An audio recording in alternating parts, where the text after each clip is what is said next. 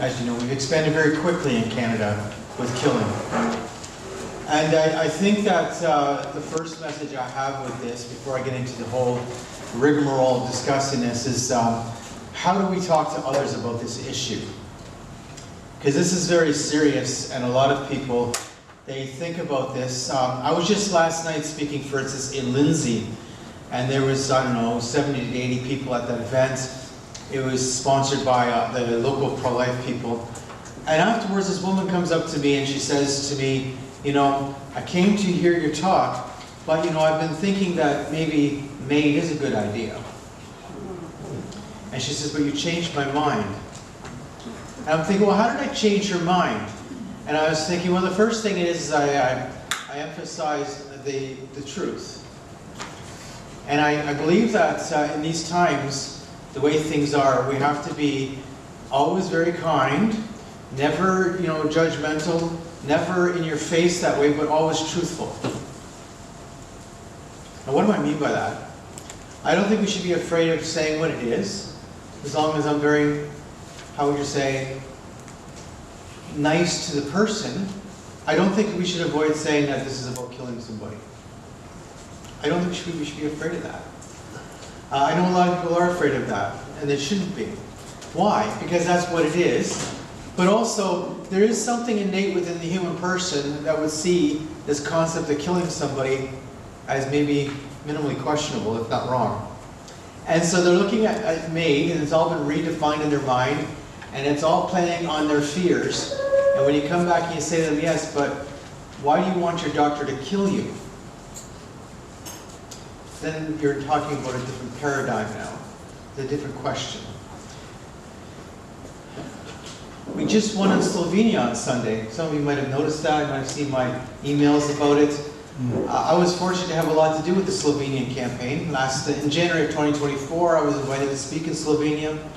I went there and I spoke to politicians. I did a bunch of media interviews. I did a nice big event. They had this big hall, and it was pretty full because they were debating euthanasia early in the game still. A lot of people came out. Even the proposer of the bill was there, which was quite interesting.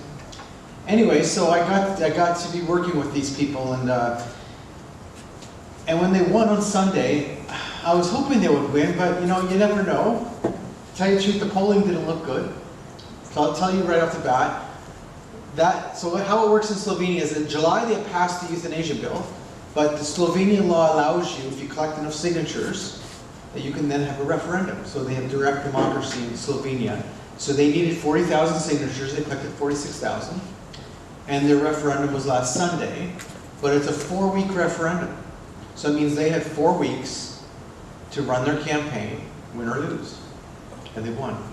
The polling showed 4 weeks before the campaign, just before the campaign started, so 4 weeks before the voting date, the polling showed they were losing 70-30.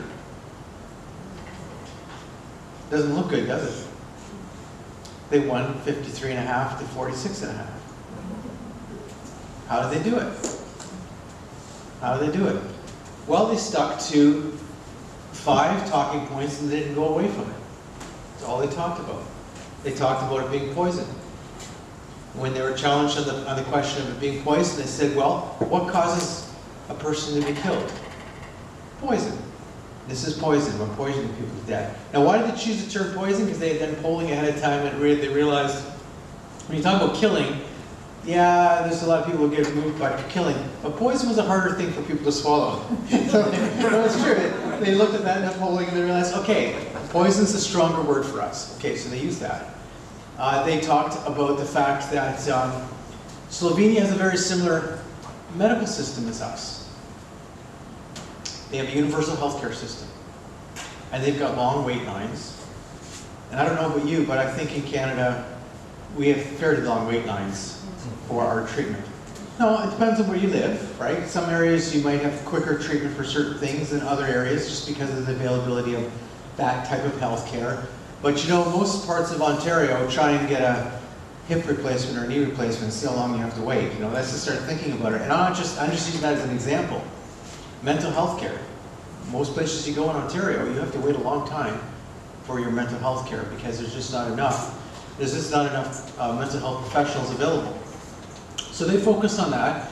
And they made it very clear. They said, you know, over the last 20 years, the Slovenian government's been promising healthcare reform, and the only thing they've actually given the people was euthanasia. There's never been healthcare reform, but they got euthanasia. Of course, they've defeated that now with the referendum. They talked about the fact that they're having a problem with their pension system in Slovenia. People are retiring. There wasn't enough children. So you got a higher retirement rate, an aging population. And they said, well, the obvious answer that they're giving you, the government, is to fix our pension system, you'll be dead. And that's how they spoke. And they won. And they won. They spoke about those things. They were very clear about what they were saying, and they didn't delineate. Now you'd say, did they talk about palliative care? Now I'm a big supporter of good end-of-life care, but they didn't talk about it. They said to me, well, we looked at the polling, and the issue was, does that actually help us in winning a referendum? The answer was no, it doesn't help us in winning a referendum. Obviously, we want good end-of-life care, but it's not that we need an alternative killing, we just need no killing. We need to make sure we don't have to kill it. Doesn't mean we don't want good palliative care. Anyway, this is what they did. They were successful. And I think that's important. And this brings us hope. It brings us hope because we recognize that there's something still innate within the human person, whether you're in a country like Slovenia or Canada, that the concept of killing remains something that's innate to the human person. It's just wrong. So I say to people, we need to go more back to our basics. You know, when we're talking about life and human life and respect for human life, we're talking about opposing killing people. We have to be very basic about this, more so than ever before, as much as at the same time we have to always be very kind and compassionate and caring. So I get a lot of phone calls. Now we also have a helpline, the Compassionate Community Care helpline, and I did a lot of answering on the helpline. I don't do that anymore, but we still get a lot of phone calls. Recently we got a phone call to the Euthanasia Prevention Coalition. This woman was calling, and, you know, I don't know actually why she called us. Somebody told her to call us, and she was really talking about death and wanting to die, and she had some healthcare issues, and of course the staff, I got a couple of staff who answered the phone, and they would talk to her a little bit, and then they, of course, referred her to me. And I spent a lot of time listening to her. An awful lot of time listening to her. Asking a few questions, but you know, when someone calls, you listen. And you listen, and you listen, and you create some sort of connection. And at the end of the call, she said, you know, I'm really thinking differently now. I was thinking, well, what did I do? You know? And she said, there's someone who actually cared on the other side of the line. Someone actually listened. So it wasn't actually anything I said, because actually in this case, it was sort of a confusing sort of call. It wasn't sort of direct, like I've got my euthanasia scheduled, I'm going to die. It wasn't like that, actually. There was someone who was going through a lot of difficulties, who seemed to have this wish to die. It was like a suicidal ideation, but not exactly identical. And what did I do? I listened. Now, of course, I'm not a professional. I'm not claiming to be professional. I'm not trying to be professional. Just trying to be a friend, someone on the other side who cared enough to spend the time to listen. And so that's what she said. Well, I'm thinking differently now because someone actually took time to listen. Someone actually cared. And I thought a lot about that because that wasn't the first time that happened. Got the call a couple years ago from this guy in Kelowna, BC, calls up. Okay, so that's, you know, and he's got all these healthcare problems, and at that time I was taking the calls, so it was call forwarded at night to my cell phone. I'm answering on my cell phone, and I ended up spending a lot of time with this guy. So, you know, he had multiple health problems. He was clearly in a situation I thought he wasn't properly being cared for, but I don't know him, and he doesn't know me. So what am I doing? I'm listening to him. I'm trying to create a connection. So what do I mean by creating a connection? Well, as he's telling me things about himself and his story, well, obviously sometimes there's a synergy there. You know, something that I've also experienced in my life. And then you sort of say, well, you know, that's interesting, you know, I have something similar. And you're creating that connection, and by doing that, they start feeling comfortable with you, right?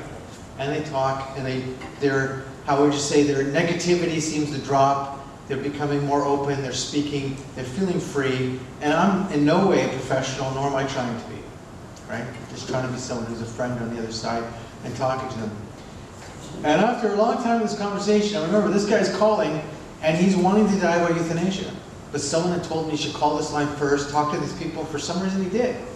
So I know ahead of time he's wanting to die.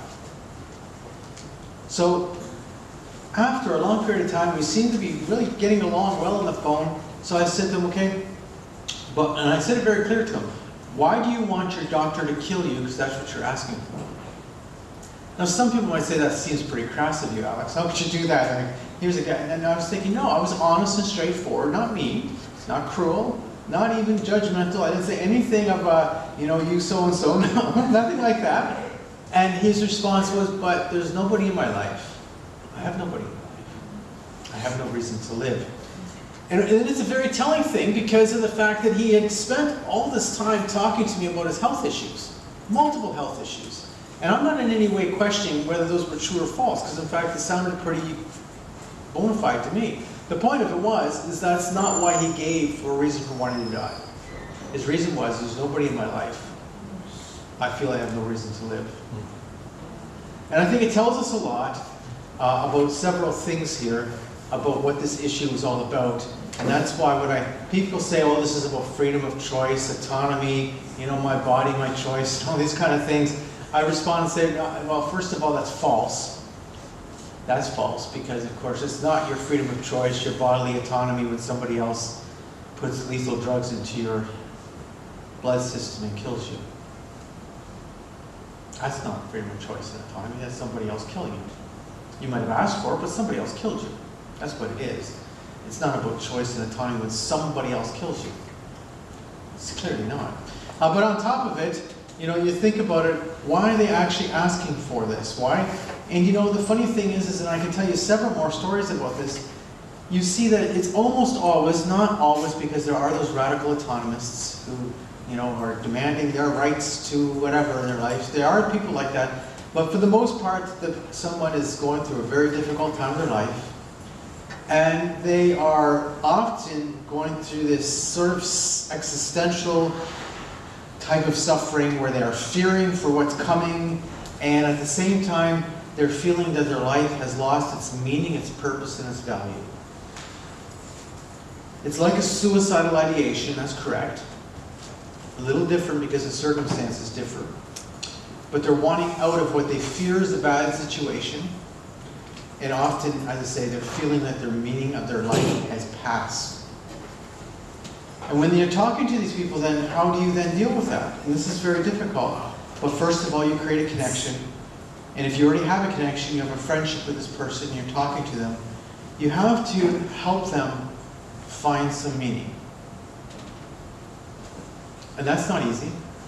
And there is no easy outcome to any of that, but you have to help them find some meaning. It's not any different, actually, than what you would have heard from a good palliative care talk about 10 years ago, where they would say to you, how does the palliative care nurse deal with the person who's dying? And they would say, well, you help them find little meanings. Every day, another little meaning. And they then, find full dignity, and they die a natural death with true dignity. But we're talking about the same thing in a sense. It's not much different, other than these people are actually not only wanting to die then, but they have a means to be killed. So when we're looking at this whole issue, we recognize that it's gone crazy. It's okay to say it's gone crazy, because in fact it is crazy. It's insane, actually, is a better word for what's happening in our country. Quebec has the highest euthanasia rate now in the world. The latest data showed it at 7.9% of all deaths.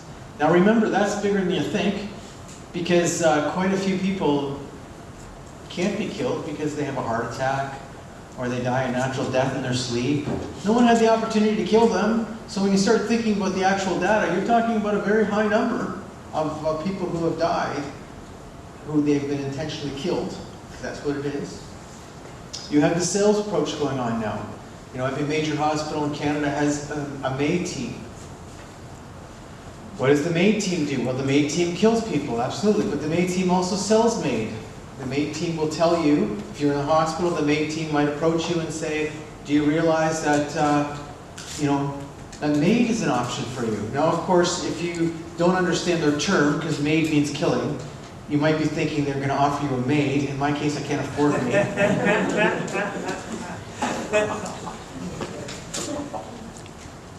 Which is a whole other thing. But you know what I'm getting to. So now you have the sales approach going on in the hospitals. You have the team that are willing to kill you. And when you actually look at the data, you've got this small number of doctors in Canada who are doing a huge number of the deaths. You can see the data in the reports.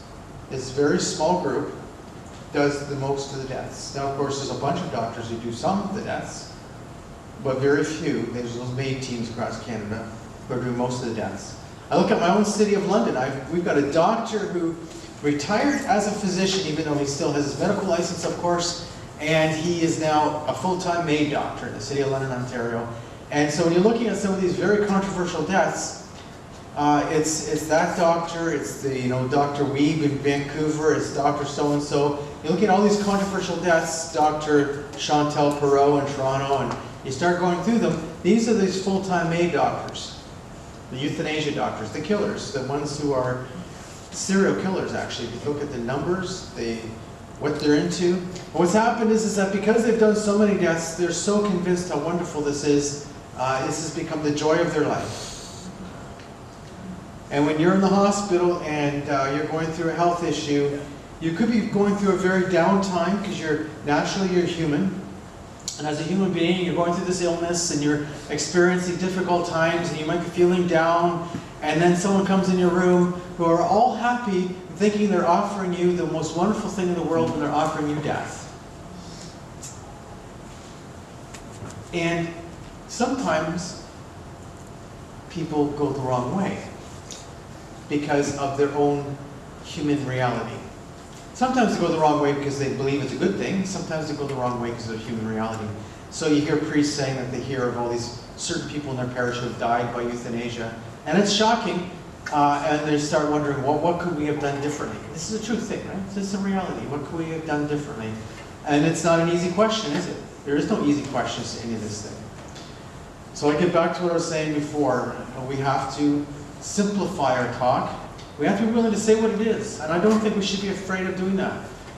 Guess what? You might lose the odd friend, but then maybe you shouldn't be talking about the issue with the odd friend who you can't share a beer with when they're talking about euthanasia. I don't know. They might get upset at you. That's true. But we don't have to be unkind. We can always be compassionate. We can always be caring. I'm taking these calls. I'm never in any way feeling rushed with them. I'm never difficult with them in any way, shape, or form, but I'm always honest. And I think we have to be that way. So what's going on in Canada right now? Well, as you know, we have euthanasia for mental illness.